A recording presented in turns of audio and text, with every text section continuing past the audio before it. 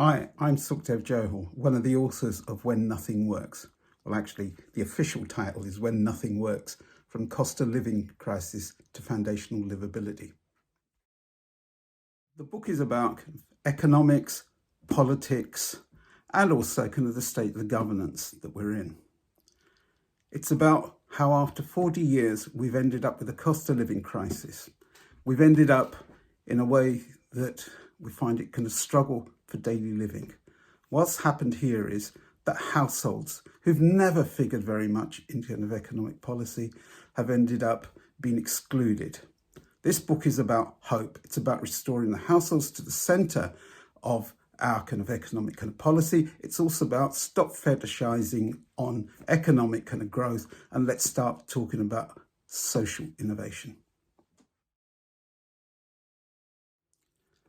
Well, it's a book of, again, as I said, it's about hope.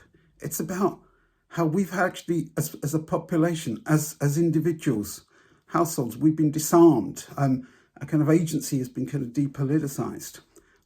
We restore the household in the centre of our analysis. I mean, after all, when we go to work, when we come home to households. We kind of combine our income, we combine our expenditure, and we collectively decide as a household what to spend and what not to spend, what's important, what isn't important. Over the past 40 years, what we've ended up is with the household being individualised. With that kind of individualisation, what's actually happened is that the top end has continued to generate and capture most of the growth, while the bottom 40% of our population struggles. Where does this leave us overall? Well, I mean, we could bookend this with at two ends. The first is that in 1976, 58% of national income used to go to labour. By 2021, remember, just after kind of the lockdowns, we've ended up at 48%. This may not seem important to you, but if we divided it by the number of households, by the sum of money that we have, what it ends up is over £7,000 less income going to households. So a cost of living crisis is about households not having enough money, and we explain why they don't have them. The second bookend is that, again, economic policy has been about making households less dependent on the state. What we've ended up with is households being more dependent on the state. Let me give you an example of this. This is all kind of in the book, and it's all been taken from official kind of statistics. What it tells you is two things. One is that you could give 100% pay rise to the highest earner in a two-income household, just earning above low pay. After all the kind of the cuts, the taper reliefs are removed, you end up a household with 3.6% increase in income. It totally doesn't work. What, again, happens is that in 1979, just at the start of the 40-year kind of project, 30% of households received more in benefits than they paid in taxes.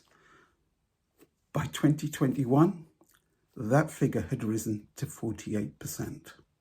Or put another way, put it really simply, we've made households more dependent on the state, not less dependent on the state.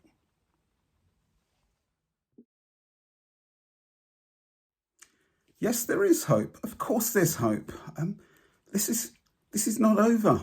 What we're arguing for is to restore households and communities and community action into the heart of kind of policies that we can generate. I mean, we should be thinking about kind of making household lives better. Let's stop fetishizing economic innovation, economic growth. Right? Let's talk about kind of social innovation. Let's talk about health. Let's talk about care. Let's talk about kind of residual income about households. Because after all, residual income matters, not disposable income. Because after you paid for food, rent, utilities and transport, there's not a lot left. What we're asking for is a very simple ask. That is to devolve power and income back to the communities. Let them decide what works for them. This is a book of hope. This isn't about kind of defeatism. This isn't about a moan. This is about what we should do next.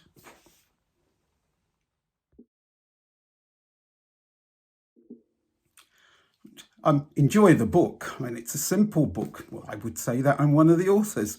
It's in kind of 4 parts, 6 chapters. It's an easy read, but don't take my word for it. Pick it up from the bookshelf. Have a quick browse of it. We think you'll like it. I certainly hope you do.